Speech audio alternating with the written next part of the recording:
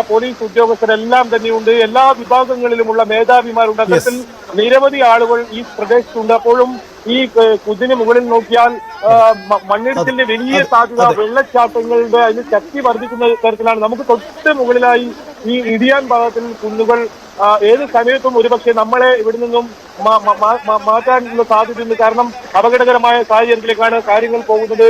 മഴ നിൽക്കുന്ന ഒരു രീതിയല്ല, അത്രത്തോളം ശക്തമായ മഴയാണ് ഇപ്പോൾ ഉള്ളത്. ഏതായാലും നമുക്ക് ഇവിടുന്ന് പുറത്താക്കുന്നവരെ നമ്മൾ ഇവിടെ തന്നെ തുടരും. ഇവിടെ എത്രയും ഏതെങ്കിലും പുതിയ വിവരം നമുക്ക് ലഭിക്കുകയാണെങ്കിൽ അത് പ്രേക്ഷകരിലേക്ക് എത്തിക്കേണ്ടതുണ്ട്, കുടുംബങ്ങളെ എത്തിക്കേണ്ടതുണ്ട്. അത് വലിയ ആശ്വാസമായിരിക്കും അവർക്ക്. വാഹനം കണ്ടെത്തിയെന്ന വാർത്ത സ്ഥിരീകരിക്കേണ്ടതുണ്ട്. ഇനി മറ്റ് 2 വാഹനങ്ങളുണ്ട്, അതാണോ കണ്ടെത്തിയത്, അതിന്റെ ഭാഗങ്ങളാണോ കണ്ടെത്തിയത്, ഇതിലെല്ലാം ഒരു സ്ഥിരീകരണം വരേണ്ടതുണ്ട്. പക്ഷെ നമുക്ക് മനസ്സിലാക്കാൻ സാധിക്കുന്നത് റഡാറിൽ വലിയ വാഹനം, അതായത് 70% എഞ്ചിൻ കണ്ട അർജുൻ സഞ്ചരിച്ച വാഹനത്തിന്റെ അതേ ലൊക്കേഷനിലാണ് ഇത്തരത്തിൽ ഈ പ്രവർത്തികൾ നടത്തിയത്. ആ സ്ഥലത്ത് തന്നെയാണ് വാഹനം കണ്ടെത്തിയത്. അങ്ങനെയെങ്കിൽ അത് അർജുന്റെ വാഹനം തന്നെ ആയിരിക്കുമോ, അത് സ്ഥിരീകരിക്കേണ്ടതുണ്ട്. ഇപ്പോൾ ഒരു JCB ഇപ്പോൾ പ്രവർത്തനം ആരംഭിച്ചതായി കാണാം. മറ്റ് JCBകളും പ്രവർത്തനം നടക്കുമായിരിക്കും. ഒരു പക്ഷേ സൈന്യം കൂടി വന്നതുകൊണ്ട് ഈ പ്രതികൂല കാലാവസ്ഥ വകവെക്കാതെയുള്ള ഈ രക്ഷാപ്രവർത്തനം ഉണ്ടാകാനുള്ള ഒരു സാധ്യതയാണുള്ളത്. അദ്ദേഹം മുഖ്യമന്ത്രിയും സംഘവും അല്പസമയത്തിനകം ഇവിടെ നിന്നും മടങ്ങും. വലിയ തോതിലുള്ള അതിശക്തമായ മഴ, പുഴയിൽ നീരൊഴുക്കൊക്കെ രാവിലെ വന്നതിനേക്കാൾ വലിയ തോതിൽ ഉയർന്നിരിക്കുന്നു.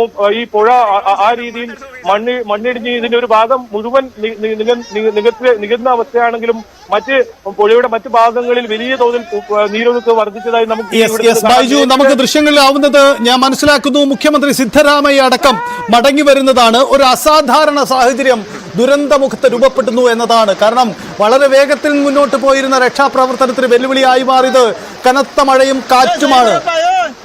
നിർവചിക്കാനാവാത്ത, വിവരിക്കാനാവാത്ത ഒരു അവസ്ഥയായി അവിടെ മാറുന്നു എന്നതാണ്. മുഖ്യമന്ത്രി അടക്കമുള്ളവർ ആ ദുരന്തമുഖത്ത് ഉണ്ട് എന്നത് തന്നെ.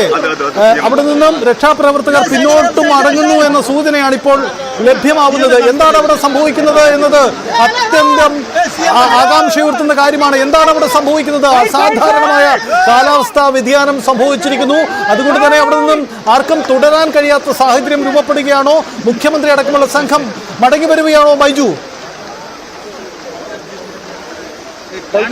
മുഖ്യമന്ത്രി ഉൾപ്പെടെയുള്ള സംഘം ഇപ്പോൾ മടങ്ങി വരുന്നതാണ് നമുക്ക് കാണാൻ സാധിക്കുന്നത്. രക്ഷാപ്രവർത്തനം ഭാഗികമായെങ്കിലും നിലച്ചു എന്ന് നമുക്ക് പറയേണ്ടി വരും. ആ രക്ഷാപ്രവർത്തകരും മുഖ്യമന്ത്രിക്കൊപ്പം ഇങ്ങോട്ടേക്ക് തന്നെ വരുന്നുണ്ട് എന്നതാണ് ഇതിൽ ഏറ്റവും പ്രധാനം.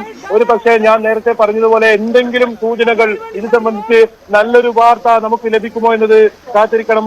പക്ഷേ അപ്പോഴും ഈ വാഹനം പുറത്തേക്ക് എടുക്കേണ്ടതെന്ന് അങ്ങനെ കണ്ടെത്തിയിട്ടുണ്ടെങ്കിൽ അതല്ലെങ്കിൽ എന്താണ് മുഖ്യമന്ത്രി ഇനി പറയാൻ പോകുന്നത്? ഏതായാലും സൈന്യത്തിന്റെ നിയന്ത്രണത്തിലാണ് ഇനി തെരച്ചിൽ. അവരാണ് ഇനി മറ്റ് കാര്യങ്ങൾ നോക്കുന്നത്.